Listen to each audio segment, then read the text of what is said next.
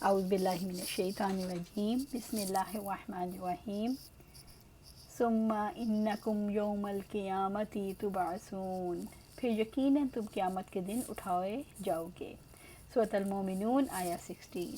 ثم انکم یوم القیامت تبعثون، پھر یقیناً تم قیامت کے دن اٹھائے جاؤ گے۔ قیامت کے دن انسان اللہ تعالیٰ کے حکم سے اٹھائے جائیں گے۔ رب العزت نے فرمایا، آپ کہہ دیں کہ زمین میں چلو پھرو اور دیکھو کہ اس نے کس طرح تخلیق کی ابتدا کی، پھر اللہ تعالیٰ ہی اسے دوبارہ پیدا کرے گا۔ یقیناً اللہ تعالیٰ ہر چیز پر پوری قدرت رکھنے والا ہے۔ سورۃ العنکبوت اور آیا 20۔ وَإِذَا الْقُبُورُ بُعْثِرَتْ، اور جب قبریں اکھیڑ دی جائیں گی۔ سورۃ الانفطار آیا 4۔ دوسری زندگی ابدی ہوگی جس کے پیچھے موت نہیں ہوگی۔ پھر اللہ تعالیٰ اچھے برے اعمال کی جزا دیں گے۔ رب العزت نے فرمایا، انسان یہ گمان کرتا ہے کہ اسے یوں ہی بغیر پوچھے چھوڑ دیا جائے گا۔ کیا وہ منی کا قطرہ نہ تھا جو گرایا جاتا ہے، پھر وہ جمع ہوا خون بنا، پھر اس نے پیدا کیا اور پھر درست بنا دیا، پھر اس نے اس مرد اور عورت کی 2 قسمیں بنائیں۔ کیا وہ اس پر قادر نہیں کہ مردوں کو زندہ کرے؟ سورۃ قیامہ آیا 36 سے 40۔ وَلَقَدْ خَلَقْنَا فَوْقَكُمْ سَبْعَ طَرَائِقَ وَمَا كُنَّا عَنِ الْخَلْقِ غَافِلِينَ، اور بلا شبہ یقیناً ہم نے تمہارے اوپر 7 راستے بنائے اور مخلوق سے ہم کبھی غافل نہیں تھے۔ سورۃ المومنون آیا 17۔ رب العزت نے انسان کی پیدائش کے بعد اس کے مسکن اور اس پر اپنے احسانات کا ذکر فرمایا۔ وَلَقَدْ خَلَقْنَا فَوْقَكُمْ، اور بلا شبہ یقیناً ہم نے تمہارے اوپر بنائے، یعنی زمین کی چھت کے طور پر انسان کے فائدے کے لیے، 7 طرائق، 7 راستے، 7 آسمان طے بطے۔ رب العزت سورۃ نوح میں فرماتے ہیں، کیا تم نے دیکھا نہیں کیسے اللہ تعالیٰ نے اوپر نیچے 7 آسمان پیدا کیے۔ سورۃ مومنون میں اللہ سبحانہ تعالیٰ فرماتے ہیں، سورۃ مومن میں آیا 57 میں، یقیناً آسمان اور زمین کا پیدا کرنا انسانوں کو پیدا کرنے سے زیادہ بڑا کام ہے، لیکن اکثر لوگ نہیں جانتے۔ اسی طرح سورۃ ملک میں اللہ سبحانہ تعالیٰ فرماتے ہیں، وہ ذات جس نے موت اور زندگی کو پیدا کیا تاکہ وہ تمہیں آزمائے کہ تم میں سے کون عمل میں زیادہ اچھا ہے، اور وہ سب پر غالب بےحد بخشنے والا ہے۔ وہ ذات جس نے اوپر نیچے 7 آسمان پیدا کیے، تم رحمان کی تخلیق میں کوئی کمی بیشی نہ دیکھو گے۔ تم نگاہ لوٹاؤ، کیا تم کوئی شگاف دیکھتے ہو؟ سورۃ ملک آیات 2 اور 3۔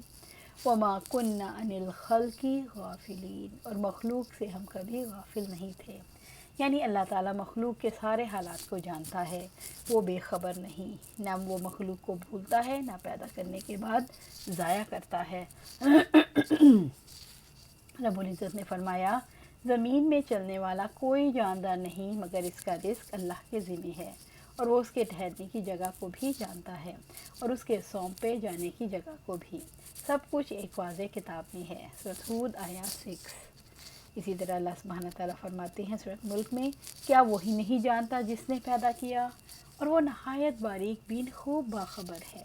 سورۃ ملک آیا 14۔ وہ نہ آسمانوں سے بے خبر ہے، نہ زمین سے، نہ سمندروں سے، نہ صحراؤں کے کسی ذرے سے، وہ علیم اور حکیم ہے۔ وہ پہاڑوں کے سنگریزوں کی تعداد، درختوں کے پتوں کی تعداد، صحراؤں کے ریت کے ذروں، سمندر کے قطروں کی گنتی جانتا ہے۔ مخلوق کی تخلیق ان کے خالق کی حکمت اور اس کے علم پر بہت بڑی دلیل ہے۔ رب العزت سورۃ ملک میں فرماتے ہیں، اور تم اپنی بات چھپاؤ یا اس کو ظاہر کر دو، یقیناً وہ تو سینوں والی بات کو خوب جاننے والا ہے۔ کیا وہی نہیں جانتا جس نے پیدا کیا، اور وہ نہایت باریک بین خوب باخبر ہے۔ سورۃ ملک آیا 13 اور 14۔ اسی طرح اللہ سبحانہ تعالیٰ سورۃ حدید میں فرماتے ہیں، وہی اول ہے اور وہی آخر، وہی ظاہر ہے اور وہی باطن، اور وہی ہر چیز کو خوب جاننے والا ہے۔ وہی ہے جس نے آسمان اور زمین کو 6 دنوں میں پیدا کیا، پھر وہ عرش پر بلند ہوا۔ وہ جانتا ہے جو زمین کے اندر داخل ہوتا ہے اور جو اس سے نکلتا ہے، جو آسمان سے اترتا ہے، جو اس میں چڑھتا ہے، اور جہاں کہیں بھی تم ہو وہ تمہارے ساتھ ہے، اور جو تم عمل کرتے ہو اللہ تعالیٰ اسے خوب دیکھنے والا ہے۔ آسمانوں کی اور زمین کی بادشاہت اسی کے لیے ہے۔ اور تمام معاملات اللہ ہی کی جانب لوٹائے جاتے ہیں۔ وَأَنزَلْنَا مِنَ السَّمَاءِ مَاءً بِقَدَرٍ فَأَسْكَنَّاهُ فِي الْأَرْضِ وَإِنَّا عَلَى ذَهَابٍ بِهِ لَقَادِرُونَ، اور ہم نے آسمان سے خاص اندازے سے پانی نازل کیا، پھر ہم نے اسے زمین میں ٹھہرا دیا، اور یقیناً ہم اس کے لیے جانے پر ضرور قدرت رکھنے والے ہیں۔ سورۃ المومنون آیا 18۔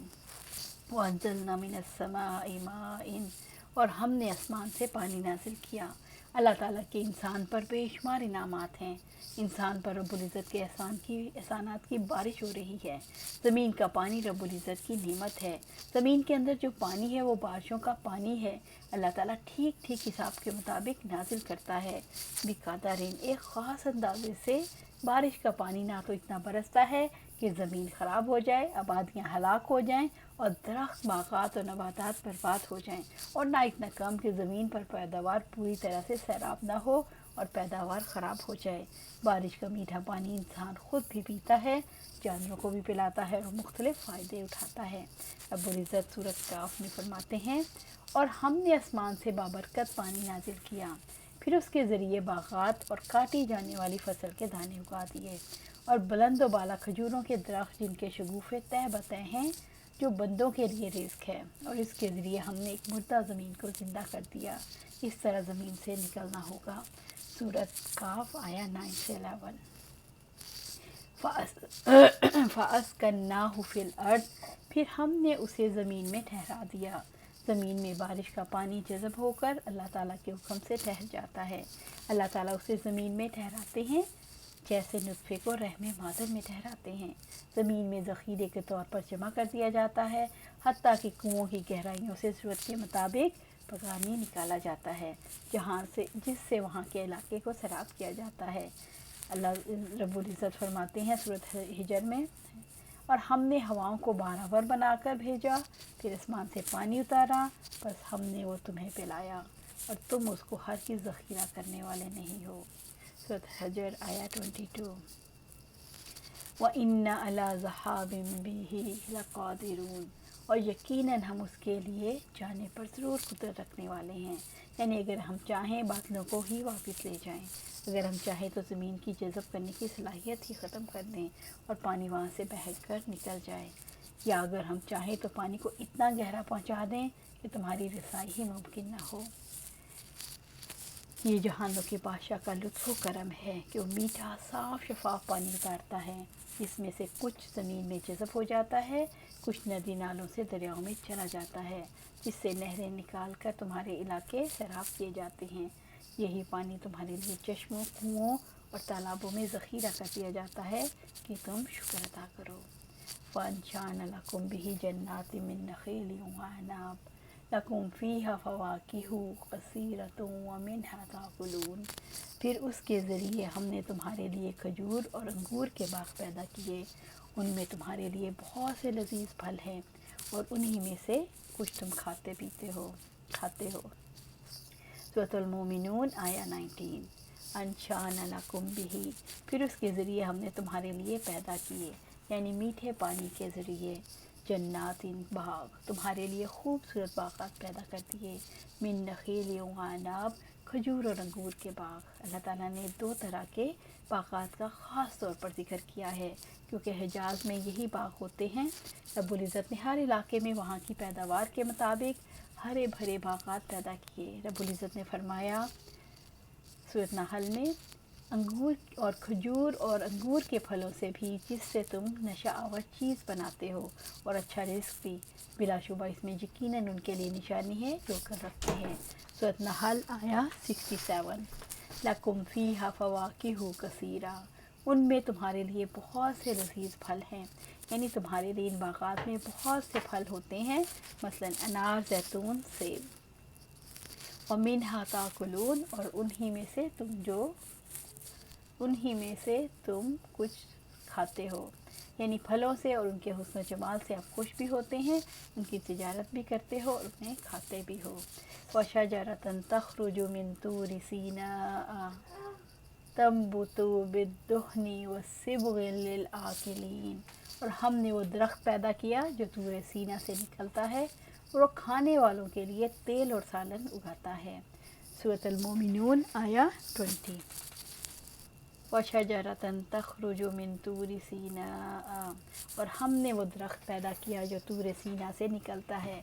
इससे मुराद जैतून का दरख्त है। शाम की सरजमीन में जैतून का ख़ास इलाका है।